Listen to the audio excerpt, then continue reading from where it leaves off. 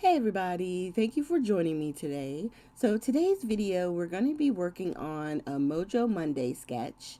This is probably one of my number one go-tos because I like how simple it is to put it together, yet you get high impact. So save or pause your video here and then go ahead and get all your measurements, cut your papers, and then come join me at the table and we'll put this all together at the same time. All right. So we're working with the Catherine Pooler paper again. And this paper, I keep saying it's Nuvo, but it's actually Tonic Studios. So my bad on that. And then I'm showing you the Cupcakes and Candles paper collection. We're going to be finishing up. We got this video and then the last video of the month using this collection. So I've already pre-cut everything, and I'm just pointing out the sketch that I have in the upper right hand corner. And we're going to start by, I have a base paper I'm using craft because it's only going to show like 1/8 of an inch. Sometimes I use the specialty paper, but this specialty paper, I didn't want to use anything else because we're using it as part of our layers, okay? So that's why I went to the craft. I didn't want too much in the shiny department. All right, so prior to starting the video, I had left the top paper a little bit longer.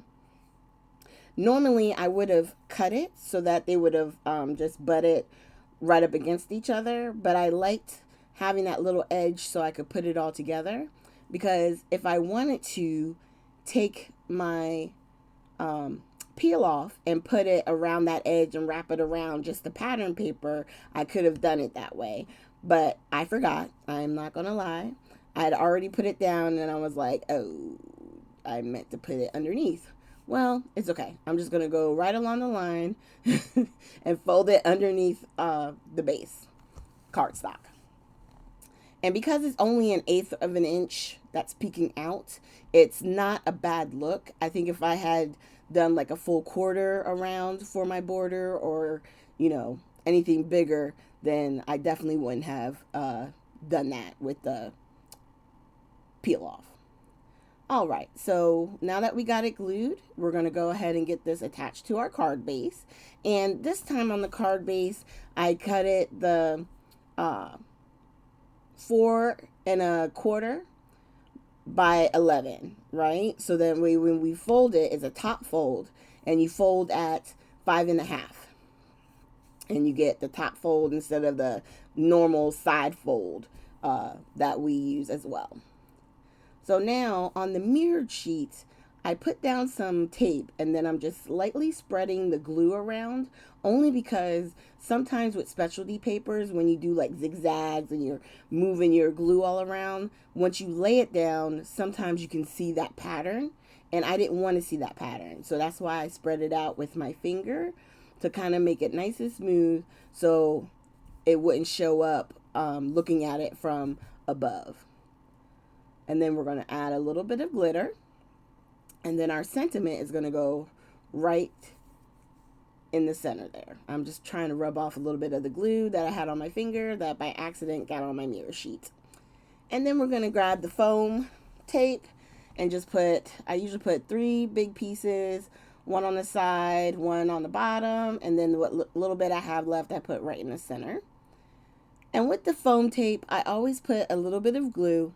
I always suggest it to you guys because I'm telling you, if you need that few extra seconds to readjust, you're going to want to use tape and glue.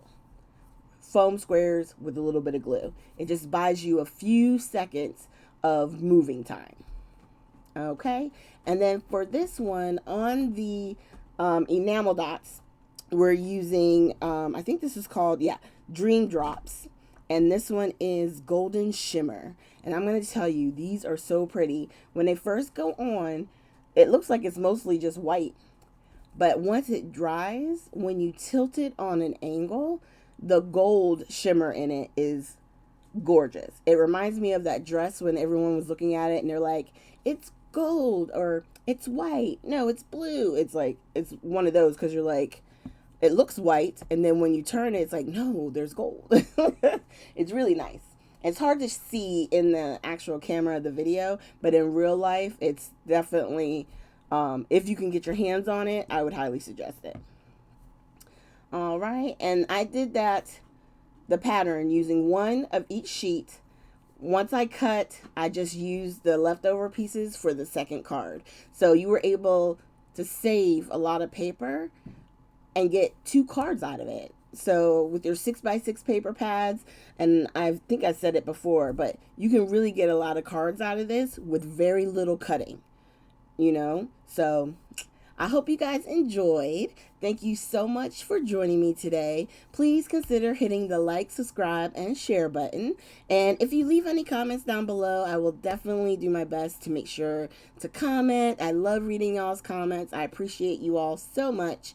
And I will see you guys with our next video, the last one for the month of March, which will be coming up next Friday. Have a great weekend.